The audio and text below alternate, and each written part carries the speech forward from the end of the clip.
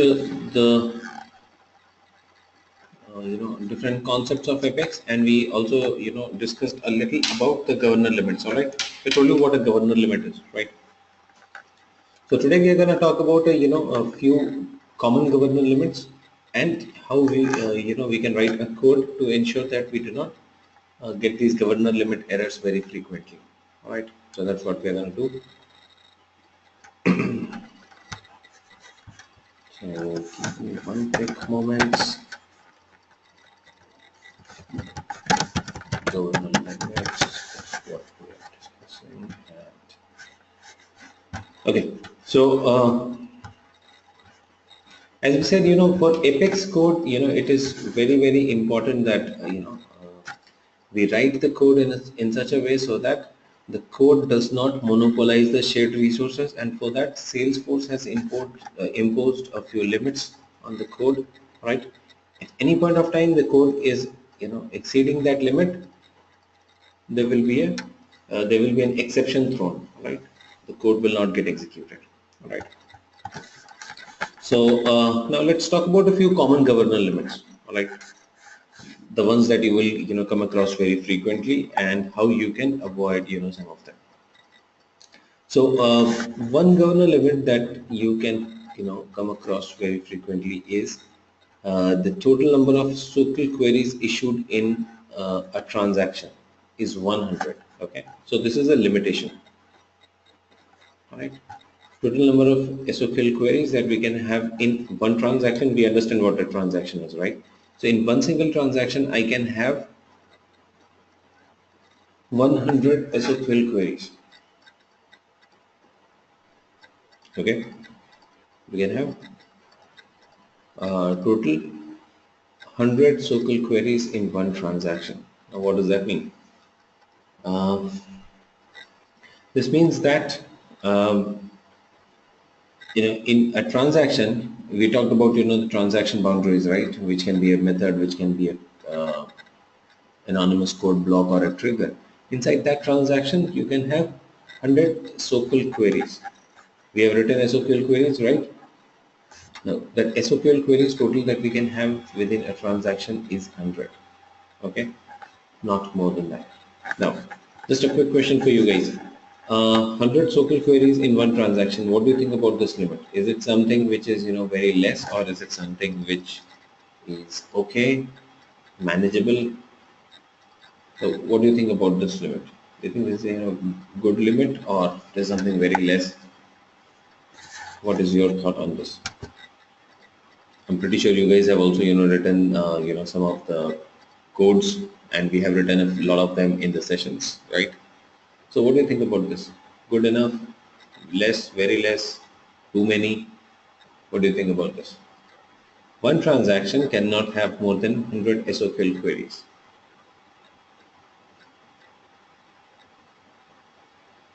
Okay. What do you think? Quick.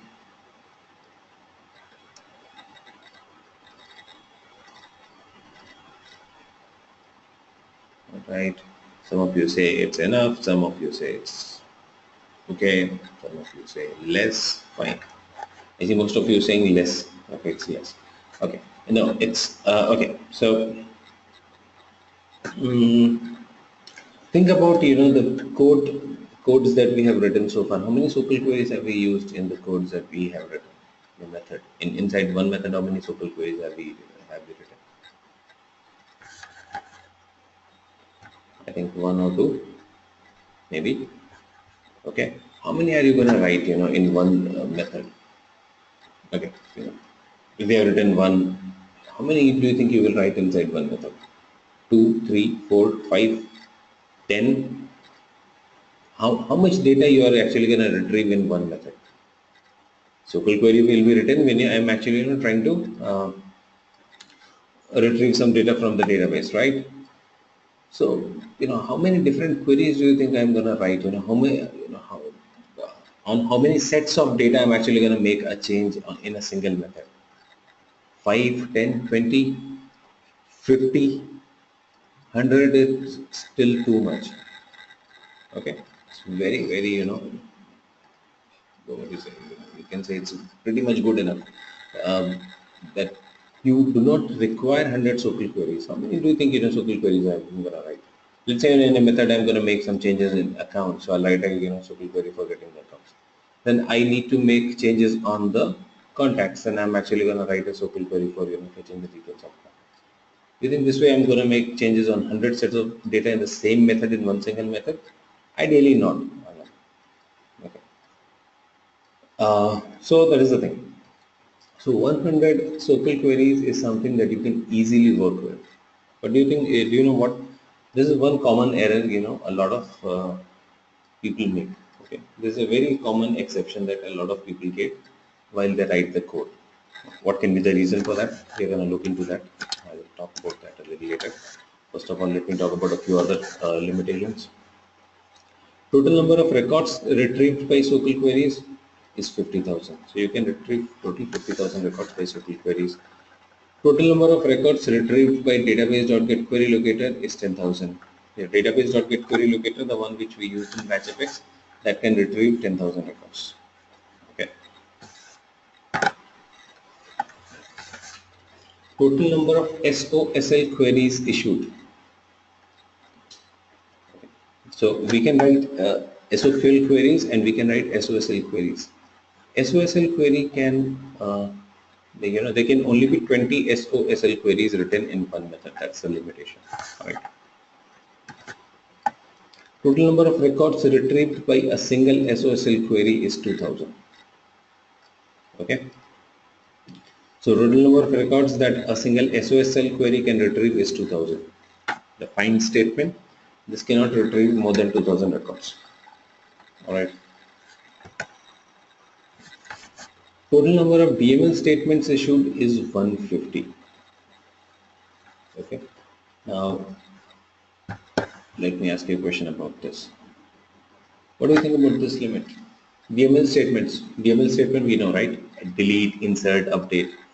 So now the other limitation that is something which we very frequently come across is the DML statement error.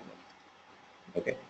Now the DML statement limit is that in one method or in one particular transaction, there cannot be more than 150 DML statements.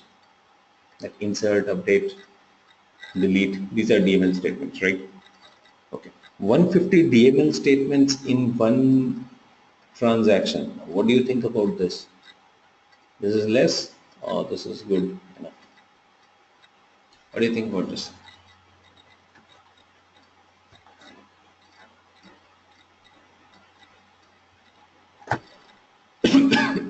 Sorry. Okay.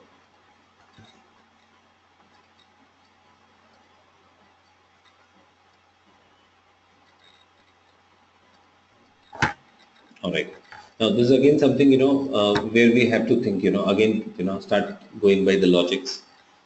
How many DMLs do you think you are actually going to do in how many DML statements specifically we are going to write in one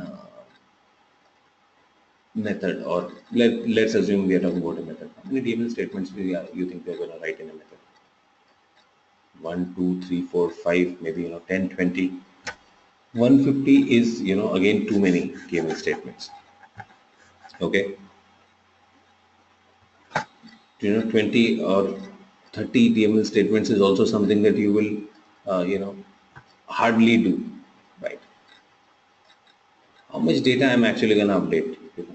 So this 150 DML limit is also pretty good enough, but this is again a common error people get. Okay. Now why we get this error and how to avoid this, that's again something which we're going to discuss about. Okay. Total number of records processed as a result of a DML statement is 10,000. So a DML statement can process maximum 10,000 records. That's what we were talking about the other day when we were talking about the batch effects. One DML statement can process up to 10,000 records. All right. So if there is an insert operation for a list of records, that list of records cannot have more than 10,000 records. Okay. Fine. So that is it. Now let's talk about How can we avoid the governor limit error? Okay, so we talked about this DML statement and SOQL queries. Okay,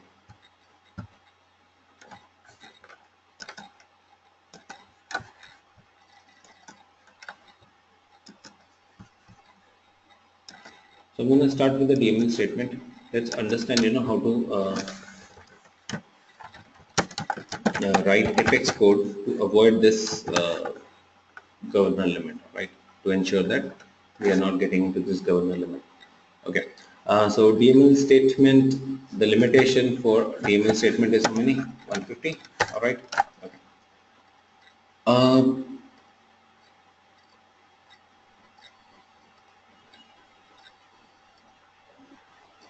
let's say I have got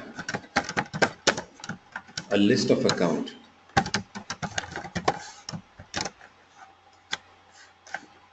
Okay.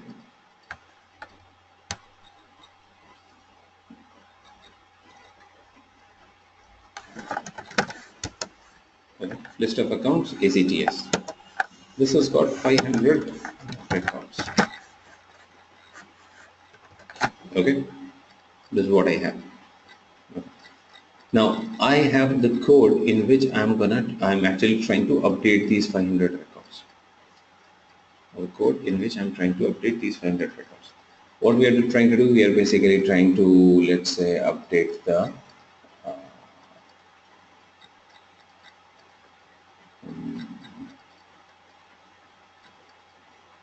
billing country, okay, for these 500 records.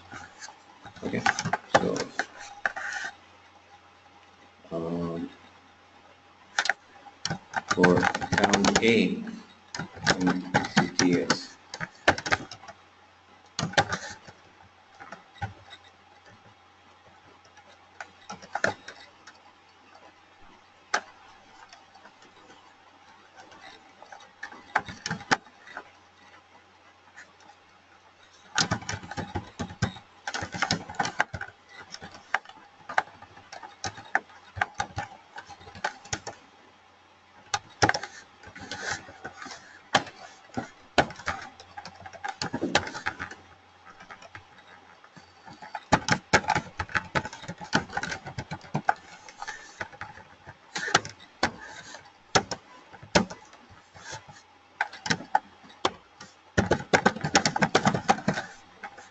okay, let's say there's a small logic that I have.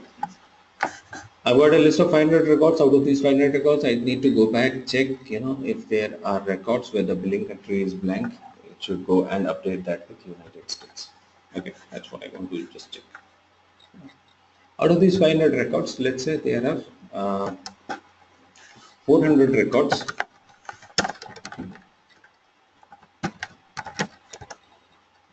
with blank billing country. All right. Okay. So I've written this code for account A in accounts, check if the billing country is blank or not. If the billing country is blank, then, A dot billing country equals to United States and update A. All right. So this is a code that I have written. Now let's try and understand the execution of this code, how it's going to work.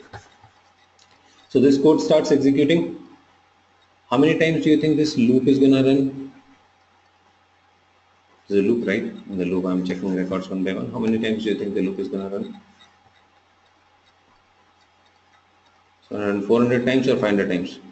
500 times. Okay. The loop will run 500 times. Okay. 400 times this condition will be met. All right. Correct. Which means the update statement will be called. Okay. So how many times our update statement should be called? 400 times this condition is going to be met. So 400 times the update statement will be called. Okay. So how many update statements we are using? 400.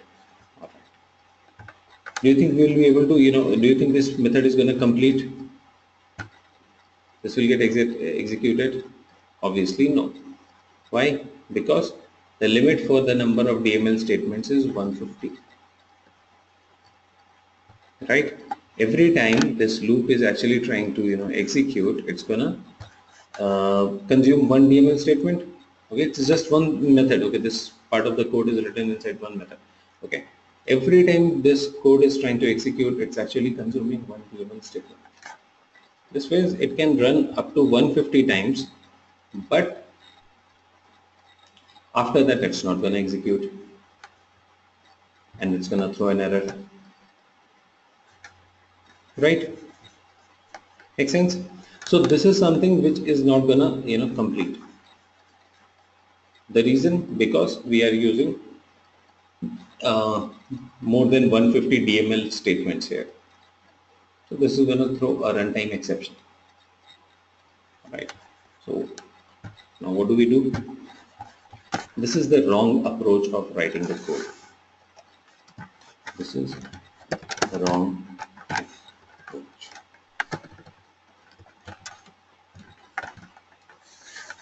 Okay.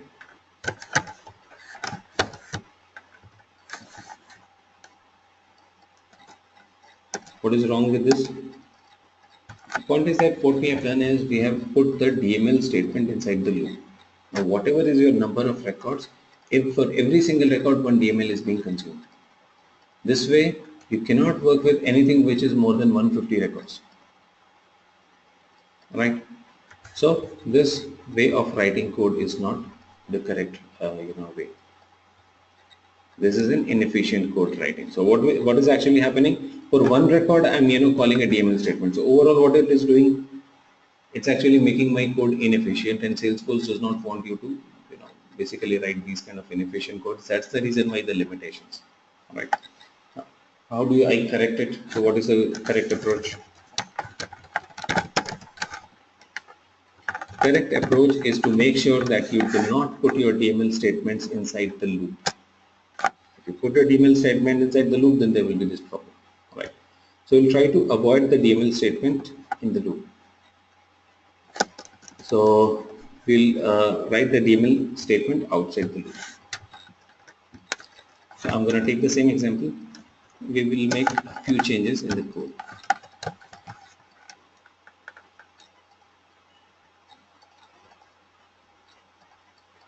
Okay. So instead of performing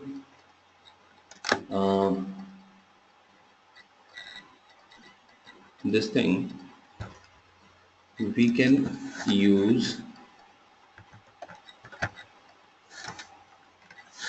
another approach where you write a dot put a dot country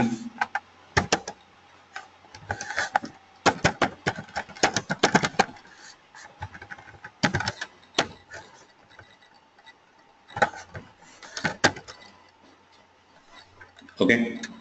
Now this is basically going to put this value to this record A. All right. I'm not going to write the update statement here.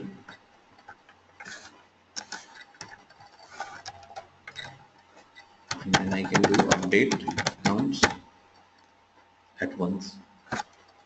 All right. So this A dot put is basically predefined method which can actually put the value to a field, all right, of the record, and this whatever value it puts to the field of the record, this value is going to be there on the record, and finally coming out of the loop I'll perform one update for the entire accounts.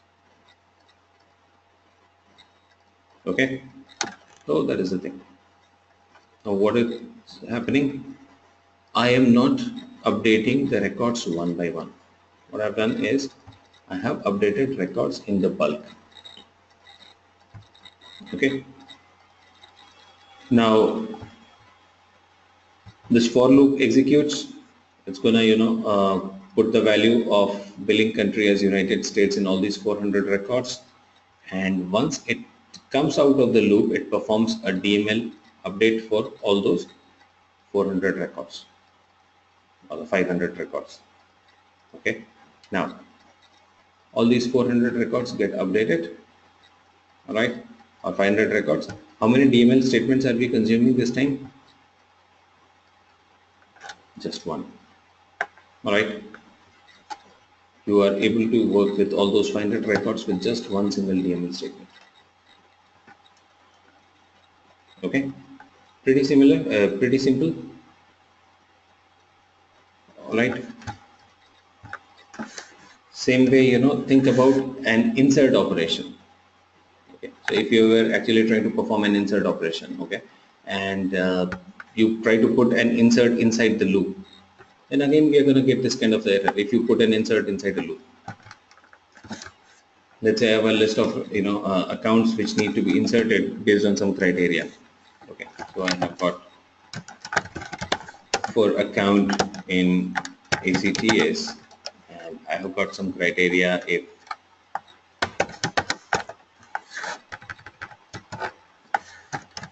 A dot industry equals not equals blank, then insert A.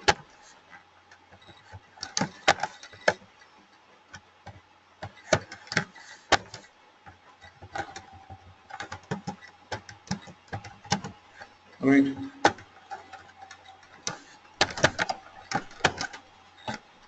Let's say this is the code that I have written. ACTS again is a list of 500 records, and there are ACTS overall is a list of 500 records, and there are 300 records with industry value, which means it's going to attempt to insert 300 account records. Right? Do you think this code will execute successfully?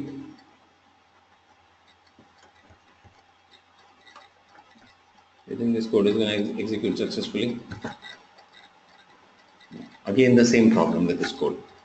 The problem is that this can only run for 150 records. So the code, the way we are writing it, is not the correct approach, right? We have to keep the DML outside the loop.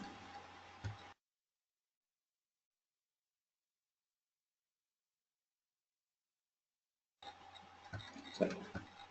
Okay. So what we have to do, we basically have to keep the DML outside the loop.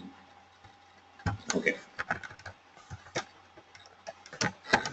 So here I had this list of account called ACTS, which is said list of 500 records. So what we'll do here is we are gonna write the code in such a way so that it does not get the error for the DML governor limit. All right. So what you can do for this code, you can write it this way: for account ACTS, define one more list.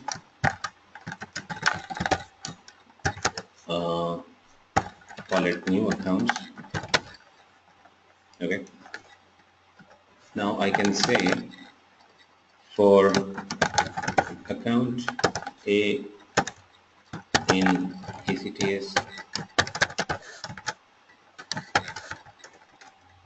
I need to check whether the industry value is there or not for individual records.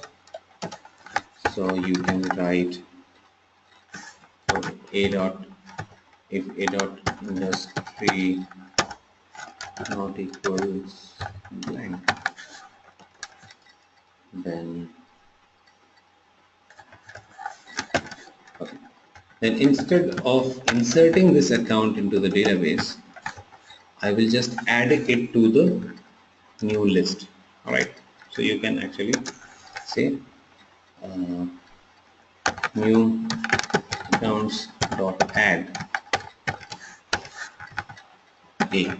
Okay. So what it's going to do, it's going to add this to the new list. Okay. To this. Now, this loop is going to run 500 times for all 500 records. Out of 500, 300 records have got industry value, which means all these 300 records will get added to this new accounts. Initially, it was a blank list. End of this loop, this new accounts will have 300 records added to this. insert new accounts. Okay, this is called bulkifying your DML statement. All right, so what we are trying to do is we are trying to bulkify the DML statement. So instead of using one DML statement for one record, try to accumulate the records in a list and then perform the DML for that. Now, see, so if you write the code efficiently, how many DML statements we require for this 500 records? One, right? Do you think this is going to work fine if there are 1000 records here and some 850 records have industry value? Do you think this code is going to work fine? The one that I've written? Yeah. So you don't have to worry about the number of records. It's going to work fine for 1000 records. It's going to work fine for 2000, 5000, even 10,000 records. Yeah, there are 10,000 records, 9,000 records need to be updated. This will work absolutely fine for that as well. If there are 20,000 here, and out of 20,000, 19,000 need to be updated, do you think this is still going to work? Now then there is a other criteria which comes into picture, which is the total number of DML, records that can be processed by one single DML. One single DML statement can process up to 10,000 records. So 20,000 records it cannot process. Okay. In case you feel that there is a chance that you are gonna exceed this limit, it's gonna be more than 10,000. Then what is the other solution that we have? Then what is the approach that we should take? If I feel that the number of records that I'm going to process is going to be more than 10,000, then obviously we have the solution batch apex. All right. But we are not talking about batch apex. I just want you to understand this concept here. All right. So always keep it in mind that always try to keep your DML outside the loop. Never ever put your DML statement inside the loop, because if you put your DML statement inside the loop, then there will be this DML error. You will get this error very quickly. Only 150 records if you have in the list, you will get this error. And interestingly, this code, you have written a wrong approach for this code. Right? This code has been written in the wrong way. Let's say I'm just talking about 20 records here. Do you think you will get this error if you work for 20 records? Do you think you are going to get this error? No, right? So the interesting thing here is that if you write this kind of a code and you try to test it, you won't even realize that there is an error. Okay? The error is going to come when if you try to upload more than 150 records. That's when this error will be encountered. Right? So that is the thing. All right. So we should always try to keep the DMLs outside the loop. Okay. One more scenario which we are going to talk about is the SQL queries limit. So what is the limit? 100. Ideally, as I was talking, this should be something which should, which you can easily work with. It should be enough for any kind of a scenario. But again, this is a very common error. So DML error is the most common one, and this is again the second most common error that people usually get while they are writing the code. Okay. Now, what is the kind of error and how the error comes and how should we actually work with it? So let's say that I have got a list of accounts, and then I need to fetch the contacts from all those accounts, and then I need to write some logic on those contacts. All right. So I've got a list of accounts, which is let's say 500. Okay. I want to fetch the contacts for each account based on some criteria, and then go and update those. Some sort of update I'm going to do.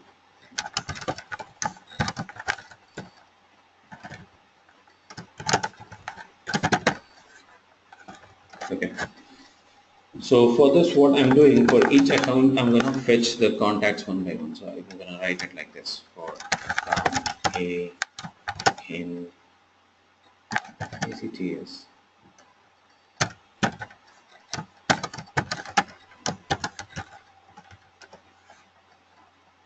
Mm, okay.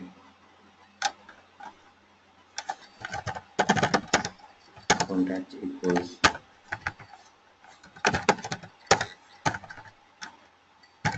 select first name, last name, email from contact. Okay. Now I want to execute some logic on these contacts.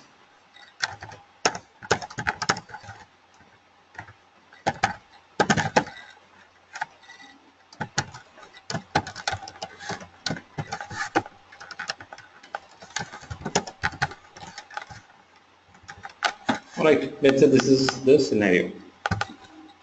Okay. So now, how many accounts I have? 500. How many times my loop is going to run? 500. Do you think this code will execute completely? Do you think this code is going to execute completely? No, it will have error. Why? Because every time this loop is running, it is actually executing one SQL query. All right. Every time the loop is executing, it's actually consuming one SQL query. What is the problem? Every time I written my SQL query inside the loop. SQL query should also not be written inside the loops. Okay, if you write an SQL query inside the loop, again the same problem will happen. You're trying to, write an SQL query for small set of data. Okay, you don't need to do that. So what can we do? This is the wrong approach. We need to bulkify SQL queries as well.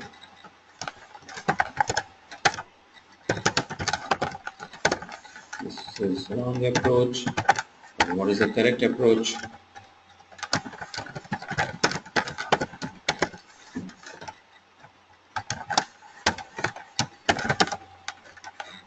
The correct approach is write list of accounts. Let's say that parent accounts, list of contact, maybe all contacts, equals, sorry, uh, here I was writing a logic where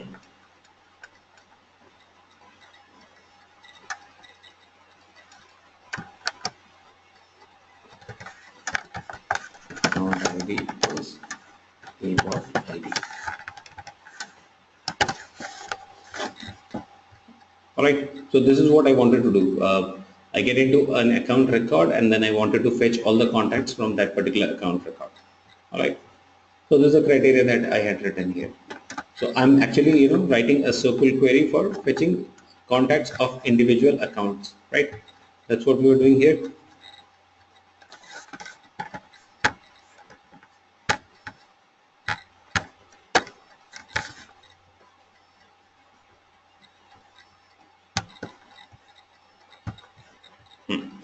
Right? That's what we are trying to do here. We're trying to write an SQL query for individual account record, right? Which we do not need. So the correct approach is that you can write the code like this. Instead of fetching contact for each and individual account record, write a code for the entire list of accounts at once, where account ID in accounts. Alright, that's it. Now just go ahead and execute your logic, whatever you want to do. So for contact C in all contacts, write your logic, whatever logic you wanted to execute, right? So this is the wrong approach, putting SOQL query inside the loop. You can bulkify the SOQL query and just perform whatever logic you want to perform. All right, now how many SOQL queries this is gonna require? Only one, right? Now the same thing if I try to do with this, I would have required 500 SOQL queries. Obviously 500 I won't get, so I'll just get 100 and after that it's gonna throw a runtime exception. Okay, so keep this in mind, DML statements and SOQL queries outside the loop. DMLs and SOQL queries should be outside the loop, alright, always. Okay, fine. So that's about the kernel limits and how you can actually deal with them. Now the next thing that we're going to discuss about is now we are going to get into a bit of non-Apex discussion. We have been talking about Apex. I'm going to come back to Apex again, but there are a few other small concepts that I'm going to discuss before we come back to Apex one more time. Right. So the next concept which we are going to discuss is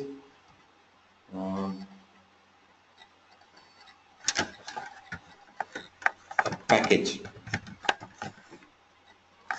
Okay, this is something which is not related to Apex.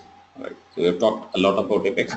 So just want to get into some other concepts, and then again I'm going to come back to Apex for some other concepts, a couple of more concepts. So there's this concept called package and distribution. What is packaging and distribution? What is packaging and distribution? Packaging and distribution is basically sharing the app that you have created with other Salesforce orgs. So let's say you have created an app in Salesforce. All right. So for that app, you have put in certain components into it. Now you want to share that app with some other Salesforce org. How do you do that? So that's what packaging and distribution includes. All right. So it's pretty simple, process. Let's say this is my Salesforce org, and this is your Salesforce org. Okay, I've created an app.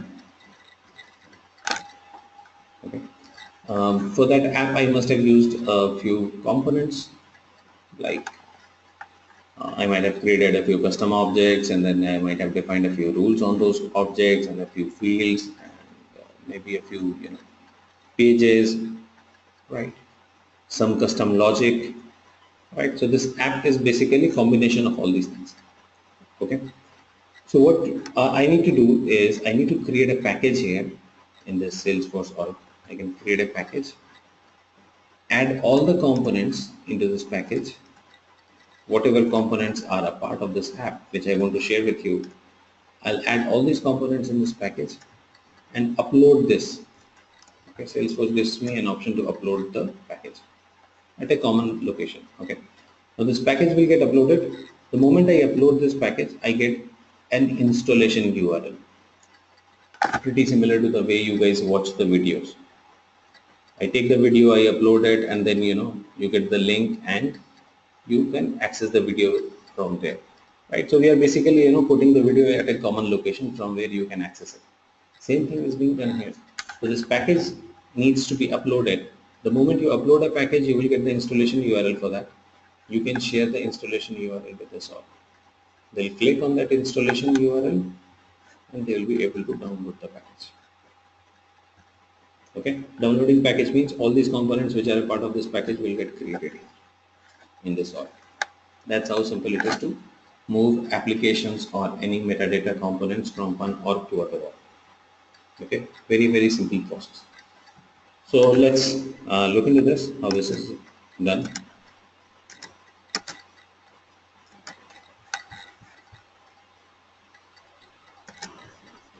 So I'll log into Salesforce in one moment.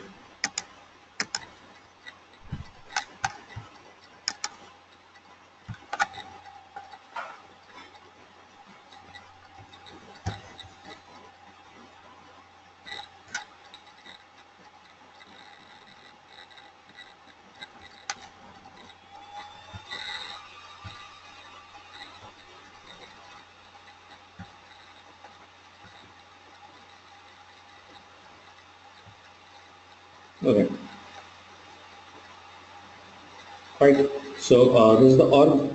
Now, as I told you, anytime you have got certain components that you need to move from one org to another Salesforce org, all that you need to do is you just need to go ahead and create a package, put the components inside it.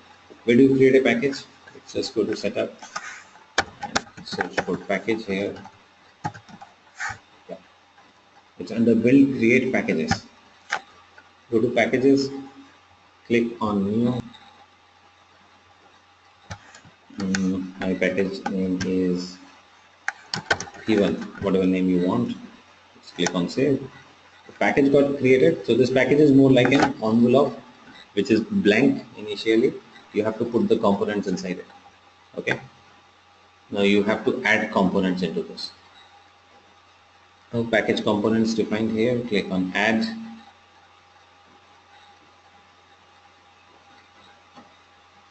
Okay. Now you can add all these components. Almost everything that you have in Salesforce can be added into your package. All right. Just one small thing that you have to keep in mind is that only the custom things, custom components can be added, not the standard components. I mean, you cannot add a standard account component into a package, right? For an obvious reason that standard account component is going to be already available in the other org. So I don't need to transfer that, right? Only the things that you have created, they can be transferred, right? So which means the custom thing also, obviously. So you want to transfer the custom objects, select some of them. You want to transfer uh, the apps, select the apps. All the options are available here, right? So I'll click on add to package. So this app has got added to the package.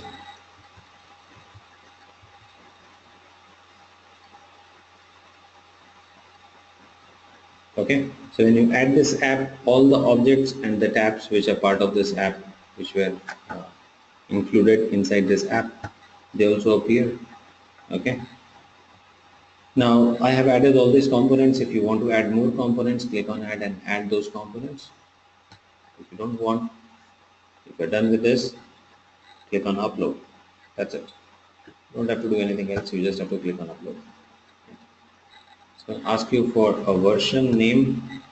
Let's say my version name is November 2016. The same package can have multiple versions. That's it.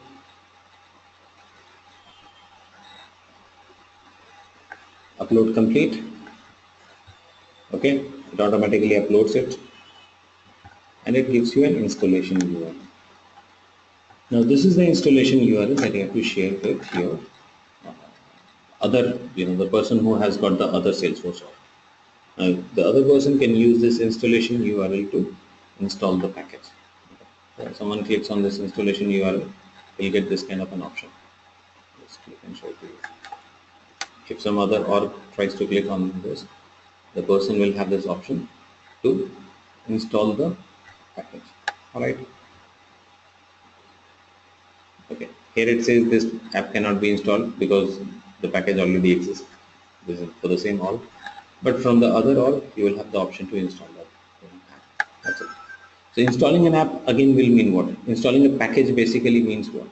All the components which are a part of that package. So actually what is happening, all the components which are added to that package, those components will get added into the other org. Okay. So let's say there is this org and there's another org. In this org I have got, I've created a package. This package has got 2 custom objects, 2 tabs. Okay, let's say that's all I have. Now in this particular org, when you install the package, what this is going to do, it's basically going to automatically create these 2 custom objects and these tabs in this. So that's it. So all the components which are a part of the package will get created in the new org as well. Okay, they get created here automatically, and then you can go and find those objects or app tabs or whatever you have installed. All those small components will be available under their own headers. Like objects are going to be available under setup, create objects. Tabs will be available under setup, create tabs. So that's it. So basically what you are doing, you are just getting the components transferred from one org to the other org. All right. Okay. So now let me know if anyone has got a question here so far.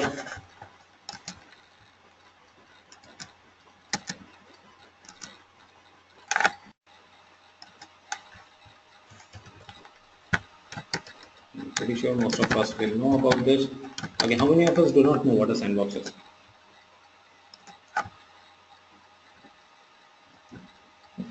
What is a sandbox? How many of us do not know? No idea what's a sandbox. Okay. So, just take a small scenario. So far, we have been doing so many, development activities, and we've been writing codes, triggers, logics. We've been doing whatever we want with the developer org, right? And we keep on doing anything without even, thinking about any other, impact that it will have on other users, because there is no other user. You are the only one, who is working on this org, right? So whatever you feel like, you just go ahead and create. Okay, and then you create it, and then you go ahead and test it, and then you check if it is working fine or not. Just think of a situation, if it is a real time or a real environment, the live environment where your customers are there, your colleagues are actually working on the customer's data. Can you do things like this on that org, in which my colleagues are actually dealing with customers? Can I just go ahead and create a validation rule just for testing, or can I just go ahead and create a workflow rule just for checking it? Maybe write a trigger. Can we do this things the same way we are doing here in developer org? No, right? Okay. So the point is that the way we are, trying and working on things on the developer org, the same cannot be done if an org is live, okay, which actually has got the customer's data. Okay, so for that, what we need to do, we need to do all the development testing work in a separate environment. I cannot do these, testing and development activities on the live environment. So we'll have a separate environment where all these development and testing activities will be done. Okay. So what is done here is we have two environments.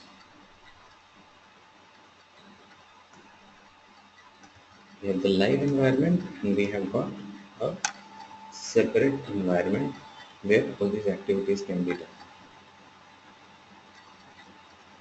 Okay. So this is your production. This is called production environment, and this is called sandbox. This is meant for development and testing. Anything that you want to develop or customize should be first of all done here, tested, and then if it is fine, then it should be moved to the production environment. Okay, so this concept is also similar to the packaging and distribution concept. Okay, but few things are different. Okay, the way it is executed is different. Okay, and there are a few other differences in these two things. So we are going to talk more about how to move things from sandbox to production in tomorrow's session, right? Okay, so I'll see you all tomorrow then, same time. Thank you.